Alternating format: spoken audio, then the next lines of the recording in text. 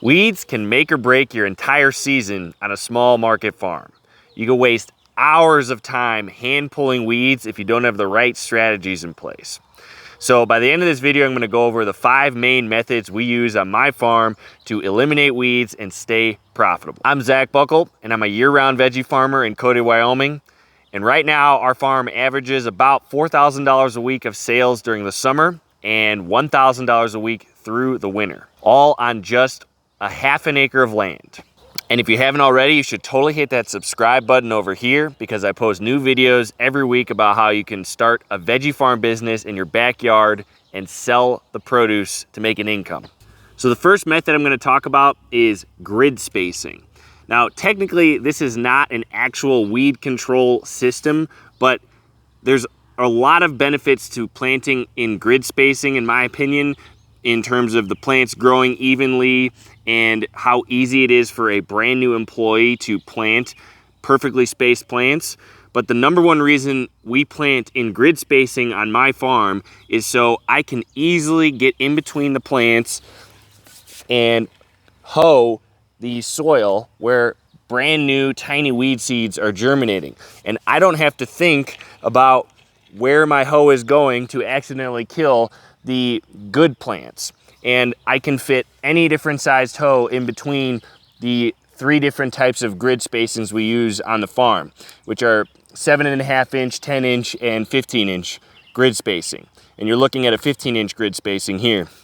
So it makes it really easy for me to mindlessly walk up and down the paths and cultivate tiny weeds, which is the second method. So basically, you can easily cultivate tiny weeds with a collinear hoe like this, or a wire weeder, or a stirrup hoe. There's lots of different types of hoes out there, but I can easily walk up and down the rows like this and just have to walk straight. That's all I have to think about while I'm doing this, and I'm killing tons of tiny weed seeds that are just germinating. And then if I want to get really fancy, I can go in between the plants like this. And this whole process will take me about 4 or 5 minutes for this entire 50-foot bed of parsley to nearly completely clear it of weeds. And we'll basically do that a couple times in the spring throughout our entire field, and we'll cultivate the entire field a couple times. And what we're doing is we're killing tons of tiny little weed seeds that are germinating by just flipping them up, and then the sun will kill them within like an hour. So it is way easier to kill tiny weeds than it is to wait for those weeds to grow, get big, and pull them by hand later in July. So these 2 strategies are the number one way we keep on top of annual weeds that constantly blow in over the winter or in the spring, and easily can control them without losing our minds pulling everything by hand in July. So my favorite weed suppression strategy right now is no dig style growing. And basically what that is just laying cardboard over your existing growing space that you've already tilled, or even if it's just lawn or something like that, and then putting 6 inches of compost in your desired growing space and 6 inches of wood chips in your pathways and perimeters. And I have a whole bunch of videos on my channel about how to set that up. There's lots of other videos on YouTube about how to set that up. It's really simple. It's not rocket surgery, but it's basically suppressing light from reaching the plants that are currently growing on your ground. So if you have a lot of perennial weeds like bindweed like this, or thistle, or dandelions and stuff like that, it will kill a lot of it. And the weeds that are crazy tough like bindweed makes it easy for you to pull them up regularly. So I didn't even use a trowel, and I just pulled this bindweed, which is growing through my growing space, and I got almost 6 inches of taproot. So every time I do that, I'm going to be getting 6 inches of taproot. So that weed is going to have to grow through another 6 inches of material to reach light again, and eventually it will tire out and die. And I am growing on a terribly infested bindweed patch right now, and most of this tunnel is totally fine. This area is a disaster, but I knew this was going to be a disaster even when I was setting up the no-dig growing space. So you'll see the bindweed over here was a complete carpet, and it is growing through pretty much like I expected, but look at how easy it is for me to pull this and stay on top of this. It will take me about an hour probably to pull this whole area, and if we just keep doing that throughout the entire season, eventually this will tire out and die. So I use a trowel just to get as much taproot as I possibly can, and look at that. We're getting tons of taproot everywhere. So it's not like pulling bindweed in heavy clay, which if you experience that, you'll know that every time you pull bindweed or thistle in heavy clay, you pretty much pull it right at the soil surface. This makes it so it has to work a lot harder to regrow. I mean, I didn't even use a trowel there. Look at that, 6 inches of taproot. It's unbelievable. And I'm not even trying here. And it's so easy to stay on top of this stuff. Let me show you some thistle too. We got tons of thistle growing right here. And I mean, holy cow, I think I almost got, that's like a brand new one. You know, it's so easy to stay on top of this. And compared to pulling this in heavy clay soil or even sand, it's just so much easier because you're basically just pulling it out of a thick layer of mulch. You know, so controlling really bad, permanent, you know, bindweed and thistle and those invasive weeds in this kind of growing space is so much easier.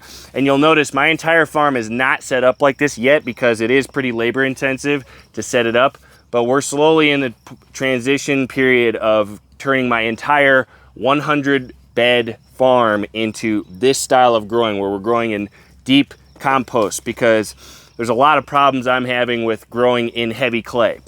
I can get good results, but it's a lot more labor to plant, to maintain weeds and everything. So I really like this no-dig system, and it also makes cultivating, like I showed you at the beginning of this video, way easier because I'm not muscling the tools into heavy clay. It just really glides through this compost much easier. So there's a lot of benefits to growing in no-dig style, but this is probably my favorite one. I actually enjoy pulling weeds in this instead of, you know, suffering where I'm getting like a digging fork to pull thistle and bindweed out of heavy clay, which it's hard to explain how brutal that is until you've actually done it yourself. And hopefully some of you watching have done that. And if you have, comment below, share your experience.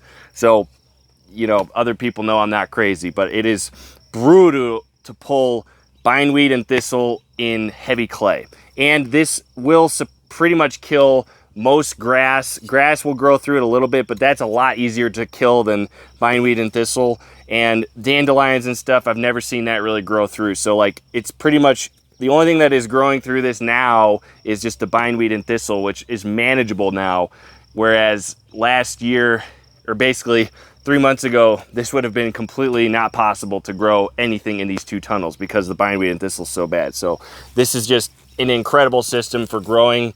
It's worth the effort of moving all this compost in here, because now all we got to do is add 1 inch a year to maintain it and we're good. And we still have truckloads of food coming out of here. So I'm smitten with this. Before I move on to the next strategy, comment below with one word with what weed is currently winning on your farm. I'll give you a hint as to what's winning on my farm. It's right behind me. Bindweed. So the next strategy we use is what I call perennial hand weeding. So we're going in the early spring before we've actually prepped beds usually, and we will go ahead and hand weed stuff like dandelions, grass, and things that can't be cultivated, because there are some plants that just can't be cultivated with a hoe and die. So we will go ahead and grab a weed hook or a trowel or something like that and go ahead and find dandelions when ideally they're kind of small, and pull them up entirely by the taproot so they don't regrow. And right now my field doesn't have a whole lot of these because we did a lot of this earlier on in the year, but this can be a decent strategy if you don't have a truckload of dandelions. And dandelions are a big weed around here because we have lots of hay fields nearby that are covered in dandelions, so they blow in all the time. So I usually will hand weed if the weeds kind of look like this dense. If it's much more dense than this, and then I move on to another strategy.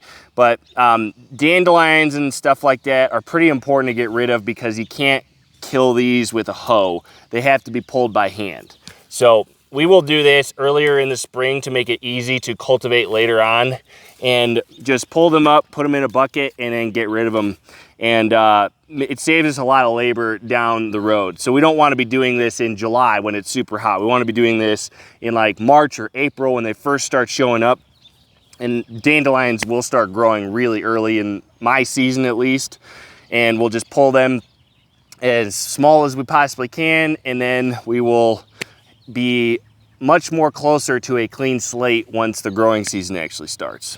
So the last weed control method I'm going to talk about is called stale seed bedding or tarping. There's lots of different terms out there, but basically what you're doing is you're grabbing a silage tarp or weed barrier fabric, and you're covering your entire growing space with that fabric for a certain period of time depending on what your goals are. And basically what that does is it stops light from reaching the weeds and they die. And it is unbelievable. It's probably the laziest way to kill weeds. I'm gonna start doing it a lot more on my farm because I think it's possibly the most time effective way to kill weeds, because all you basically have to do is wait. You know, sometimes you don't have the choice and you have to do the other methods to make sure you actually get a crop in the ground, but basically you just let the weeds die by not getting any sunlight. So I've done this twice on my farm. First time was we covered the entire footprint of my latest high tunnel in silage tarp for 12 or maybe it was 14 months. And that killed almost everything except for bindweed pretty much. Bindweed is just nearly impossible to kill. And we had a complete blank slate to plant in last fall.